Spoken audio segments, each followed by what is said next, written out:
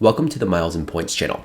I'm Steve, and this is our bite-sized point series where we're going to go over the basics on how to get started in the travel hobby and quick tips on maximizing your points all under 5 minutes.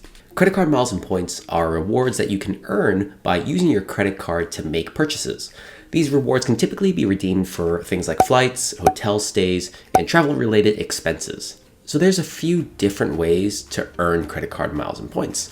The most common way is to just really use your credit card for everyday purchases like groceries, gas, and utility bills. Many credit cards also offer bonus points for certain categories of spending, like dining, going out to eat, or traveling. Another way to earn credit card miles and points is through sign-up bonuses. Many credit card companies offer pretty generous welcome bonuses for new card holders who meet certain spending thresholds within a certain time frame. Redeeming credit card miles and points is usually pretty straightforward. You can redeem your rewards through the credit card company's website or app, or you can call customer service.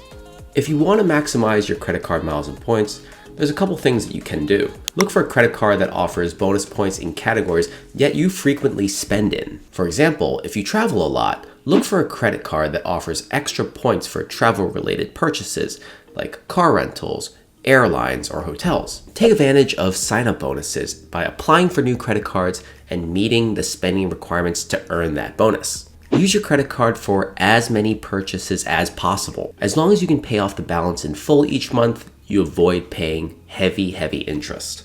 And my favorite, consider transferring your credit card miles to a partner loyalty program to potentially get even more value out of your rewards. So credit card miles and points can be a fantastic way to save money on travel and those types of expenses. Just make sure you're paying off your balance in full every month and be mindful of any fees or restrictions that might apply. I'm Steve, you're watching the Miles and Points channel. Thanks for watching.